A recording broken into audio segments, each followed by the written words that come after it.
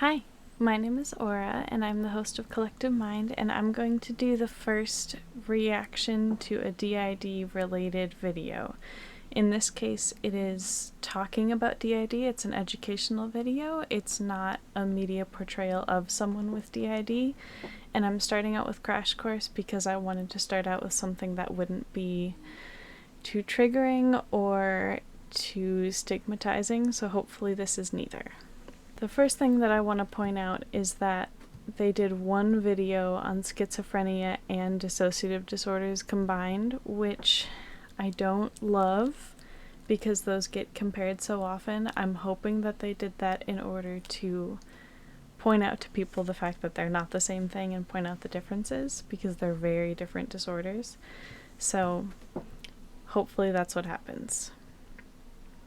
It's perhaps the most stigmatized and misunderstood psychological disorder of them all, even among psychologists. Maybe because it's pretty rare, affecting about 1% of the population, schizophrenia causes more anxiety in the media, in the public, and even in doctors' offices than any other mental illness. As a result, its sufferers have often been shunned, abused, or locked up. And among the many fallacies that surround the disorder is simply what it means. The word schizophrenia literally means split mind, but contrary to popular belief, the condition has nothing to do with a split in personality or multiple personalities. The term refers instead to what's sometimes called a split from reality.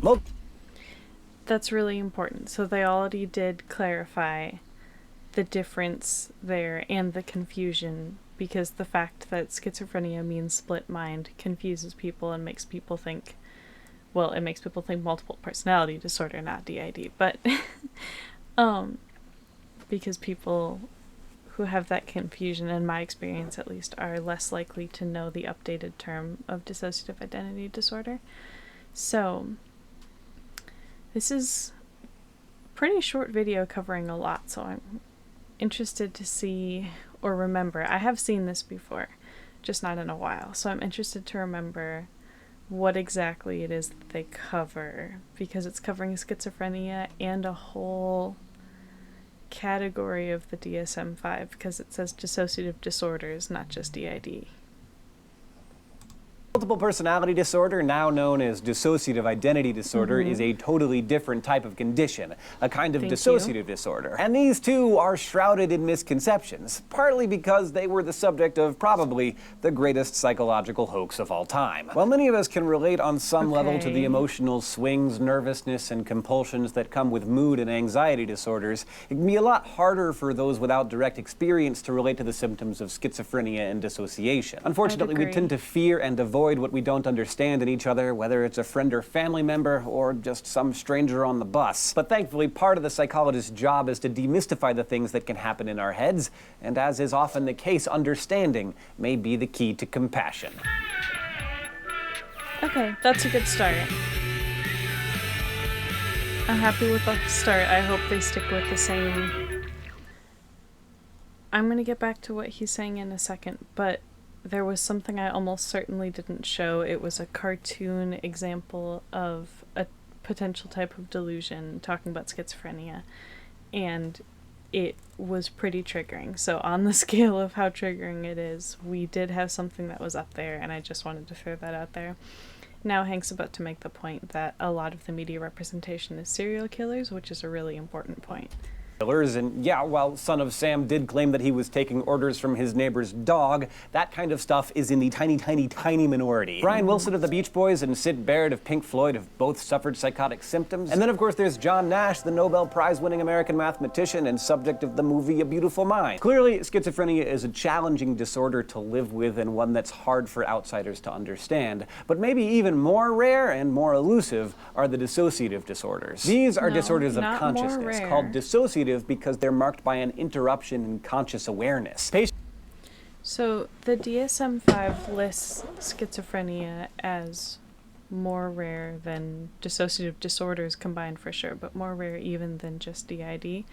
I'm blanking on the exact statistics right now, but I'll put the percentages up on the screen, and I'll link this below, but DID is not more rare than schizophrenia, and this is not old enough to be based on something earlier than the DSM-5, so I do want to correct that.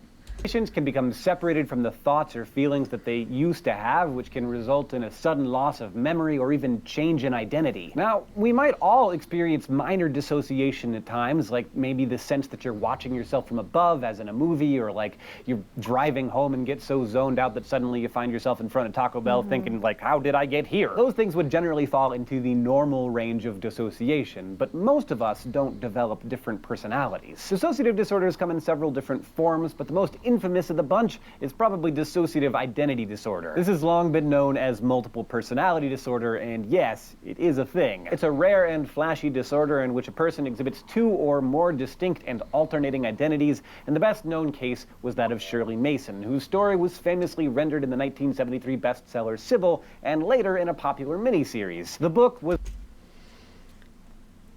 I don't like the way that he said, and yes, it does exist, as though there's a ton of debate about whether or not it really exists, because it's been in the DSM for a few editions. Like, it's been a known, understood, at least as well as we understand it so far. We need a lot more research, but it's been a known disorder with a known cause and known treatment for many, many, many years. It's not... oh, I wonder if DID is real. It's not like that. Was marketed as the true story of a woman who suffered great childhood trauma and ended up with 16 different personalities, ranging from Vicky, a self-assured French woman, to handyman Sid, to the religious and critical Clara. The book... I don't like the emphasis on 16, like it's a lot. I don't like...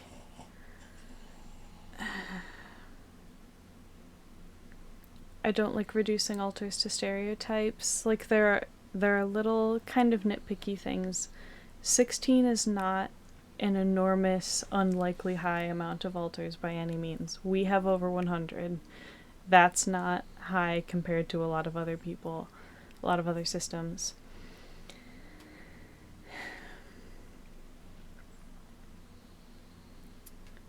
I don't know. I'm getting a little bit of weird vibes of, like, if you can believe it, someone could have as many as 16 alters, and I don't love that. Became a craze, and within a few years, reported cases of multiple personality skyrocketed from scarcely 100 to nearly 40,000. Many believe the book was essentially responsible for creating a new psychiatric diagnosis. It turns out, though, Sybil's story was a big fat lie. Yes, Shirley Mason was a real person, and one with a troubled, traumatic past and a number of psychological issues. As a student in New York in the 1950s, she started seeing a therapist named Connie Wilbur and taking some heavy medications. And somewhere in there, maybe because she was coaxed, or maybe because she wanted more attention, Shirley started expressing different personalities. Dr. Wilbur built a career... Okay. I don't know much about this whole story personally. I haven't researched Sybil or any of that. I also know that heavy medication, like, one of the diagnostic criteria for DID is it can't be due to any kind of medication or substance or anything like that. So that's definitely a big factor of it potentially not being DID. I get concerned whenever I see accusations of faking generally, or accusations of a therapist implanting an idea in a client. And I understand that it's something totally possible, and there are probably cases that have been proven or that have confessed or whatever. It makes me a little uncomfortable because some of those situations that are accused of that are likely to be real. And I don't like accusing victims of faking, and I don't like accusing victims of being manipulated into thinking things happened to them that didn't actually happen. Career and a book deal out of her star patient, even after Shirley confessed that her split personality was a ruse. The Sybil case is a powerful... There's also a lot of denial in DID. So, a confession that you were faking, like I'm on several mental health servers with systems, and systems confess that they're faking all the time, and then the next day a different alter will be like, yeah, that alter was having a bad day. So even that doesn't necessarily mean for sure. I don't know. It's way easier to be in denial than to face reality. So when reality sucks as much as the kind of trauma required for DID, it's way easier to be in denial. So I'm just...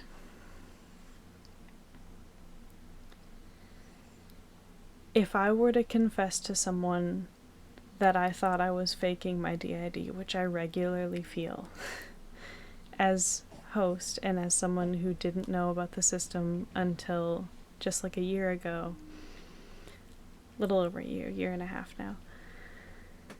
If I were to confess that to someone and they were to immediately say, oh, I knew it, you were faking the whole time, like, that would crush me. Especially if any kind of professional said that. So, I don't know.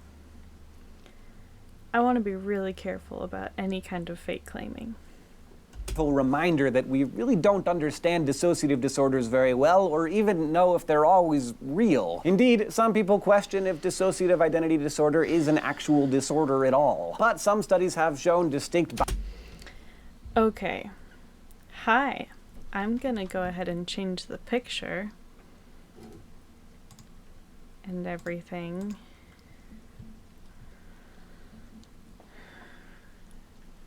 That pisses me off because there is quite a lot of research and evidence supporting DID, and one individual famous case not being real, whether or not that's even true that it's not real, does not mean that the entire disorder as an existence is under question by any means. And Crash Course is very well researched and very well respected, and I'm very frustrated that they got something that big that wrong. It has been consistently with essentially the same criteria in the DSM for multiple editions for decades. This is not a new, possibly legitimate disorder. We know what it is, we know why it happens, we know how to treat it.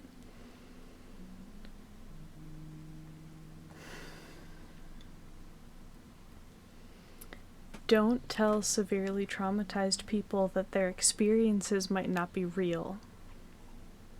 That's very hurtful.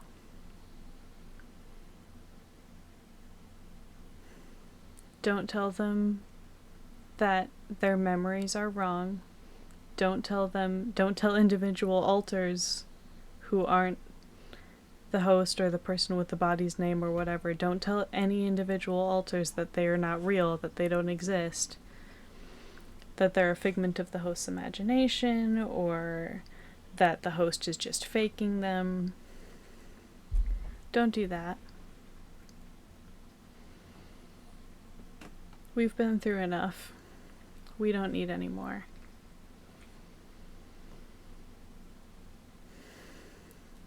Finding something that explains your experience is an extremely powerful thing. And having that taken away, even having the threat of that taken away, is really frustrating to me. Having any level of understanding of the way that my brain works, because it's so different than the expected norm, is very comforting to me. It's a huge relief. And it's real. Oops. Body and brain states that seem to appear in different identities. Things like one personality being right-handed while the other is left-handed, or different personalities having variations in their eyesight that ophthalmologists could actually detect. In these cases, dissociations of identity may be in response to stress or anxiety, a sort of extreme coping mechanism. Either way, the debate and the research continue. It's not a debate whether or not DID is real. The research does continue because it is severely under-researched. It's criminally under-researched. It needs much, much more research. There's so much to look into, but it's not a debate whether or not it's real. It is an extreme coping mechanism. That is one of the known things about it. It's an extreme coping mechanism in childhood to survive and stay functional even when horrible things are happening.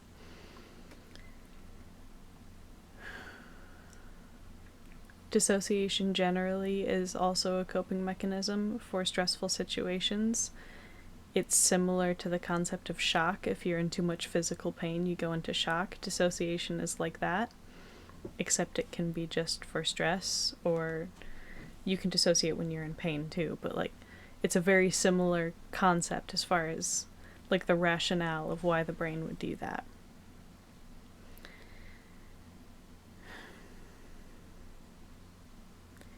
It's a pretty well understood disorder, and there are some stragglers who try to argue that it might not be real, but it is very well documented and it's well enough researched to have a very strong basis. And decades of having been in the DSM, it's real. Today, we talked about the major symptoms associated with schizophrenia spectrum disorders. I'm not gonna finish that. I will put the link to this in the description so you can watch the whole thing if you are curious about the schizophrenia portions that we skipped. They also did make a new video because they now have a Crash Course Psychology channel specifically, and there is an updated video about DID. If you want us to react to that, let us know. Maybe they fixed some of the things that they didn't do quite right in this video, but I suppose we'll find out. Until then, thank you for watching, and like, subscribe, look in the description for all the fun things that are down there, and have a great day. Bye.